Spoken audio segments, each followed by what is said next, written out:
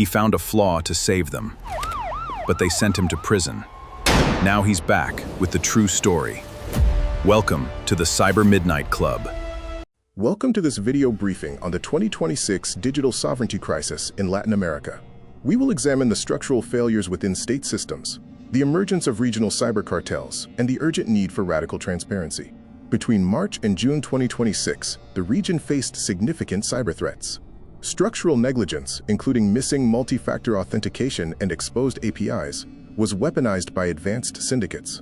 While states often resorted to a protocol of silence, independent analysts have acted as a necessary counterforce. Meet the analyst, a former Interpol computer forensic examiner with extensive credentials.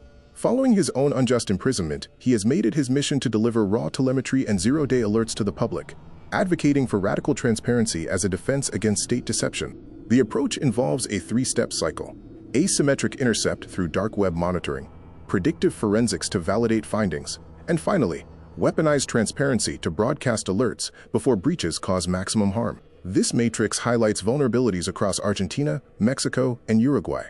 Across these cases, a pattern emerges of legacy systems, lack of basic security protocols, and institutional failures that prioritize PR over protecting citizen data.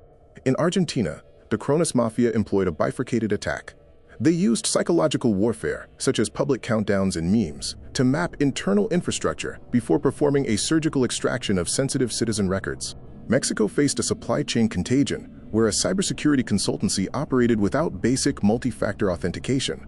This flaw allowed attackers to seize API keys, putting elite corporate clients at risk and turning pentest reports into attack roadmaps. In Uruguay, the National Identity Platform, TUID, suffered a critical failure.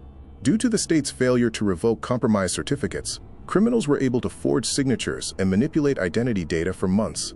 States often use a protocol of silence to manage crises, involving tactics like semantic minimization, narrow framing, and the creation of an epistemic wall. This strategy aims to downplay the severity of breaches and sometimes even relies on scapegoating individuals. We also see manufactured threats within the cyber-industrial complex. By creating phantom hacker groups and amplifying trivial flaws, some entities profit from artificial panic, selling threat intelligence software to businesses. The paradox persists. States are centralizing critical data into complex digital systems while relying on outdated security foundations. This disconnect invites significant risk and packages citizens' digital lives into vulnerable points of failure.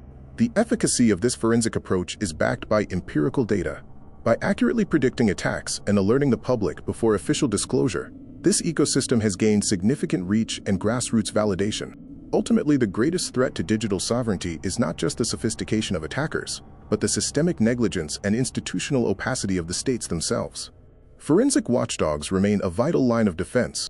Moving forward, we must demand audits over PR, enforce basic digital hygiene like multi-factor authentication, and protect independent analysts. Radical transparency is the necessary antidote to our current digital vulnerabilities.